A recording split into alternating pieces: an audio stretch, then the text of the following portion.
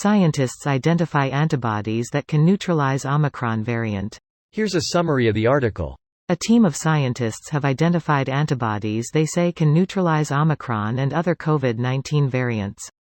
Wiesler, who is also an associate professor of biochemistry at the University of Washington School of Medicine in Seattle, said by identifying the targets of the broadly neutralizing antibodies on the spike protein, it could be possible to design vaccines and antibody treatments that will be effective against Omicron, or other variants that may emerge.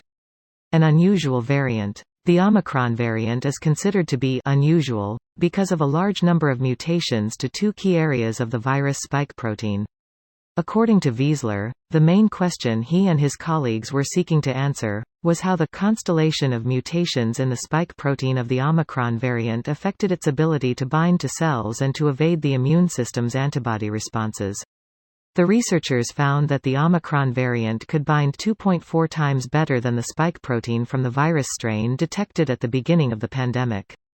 They looked at how well the antibodies from vaccines and previous infections protected against the Omicron variant. The researchers tested a large panel of antibodies generated against earlier versions of the virus, and identified 4 classes of antibodies that retain their ability to neutralize the Omicron variant. This post received a score of 2,800, with an upvote ratio of 96%. Here are the top comments in response to this article. This article buried the lead. They think that the part of the virus they're targeting is unlikely to mutate, meaning that vaccines would provide protection against future variants as well. That's what they said about spike pre-Omicron too though. I mean, they're not entirely wrong. The monoclonal antibody we have currently that's still effective against Omicron, sotrovimab, was actually developed based on antibodies made by a person who was infected with the original SARS, so it sure looks like there are some highly conserved regions of the spike.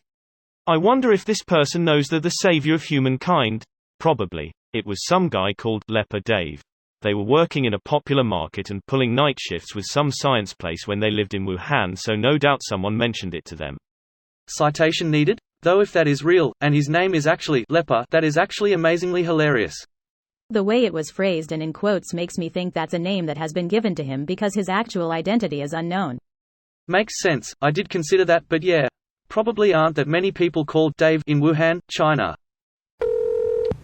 How long until the next variant pops up? CDC. New variant dropping tonight at midnight. Fire, fire, fire. You guys going to stay in for New Year's? A bottle of liquor, new too, and some junk food. I'm golden. This is exciting news. It is great to see that scientists are making progress in finding a way to neutralize the Omicron variant. Yes, at perfect timing when we all are sick with it now lol.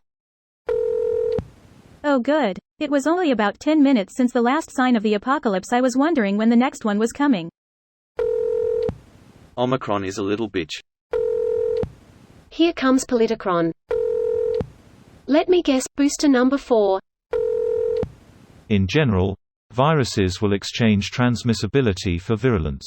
Killing the host does not benefit the virus at all. Obviously this isn't a natural law, or anything. Evolution doesn't really work that way. But it is a trend pathologists have noticed, and it makes sense when you think about it. It serves the virus's ability to reproduce better if the host is walking around infecting other people for as long as possible. Viruses don't act to benefit themselves. We could also see a less deadly COVID that induces long COVID even more frequently than it already does. It also matters how contagious it is, and how immune resistant. A virus that is 10 times as infectious may outcompete a virus that stays in the body longer. Mild viruses that transmit well have a huge advantage over harsh viruses that disable their host quickly. Viruses don't magically mutate from what COVID is now to being super deadly after being asymptomatic for a while. Viruses don't transmit well when the host is asymptomatic. There's a reason why viruses evolved to make their host sneeze, cough and have a runny nose. It's a human defense mechanism which coincidentally helps the virus propagate really well. Stop with this fearmongering. The media is already doing a great job. They don't need your help. This video was automatically created by Reddit to speech. The article and comments in this video were selected from Reddit according to their upvotes. and any paraphrasing was performed by smmry.com, without any human intervention.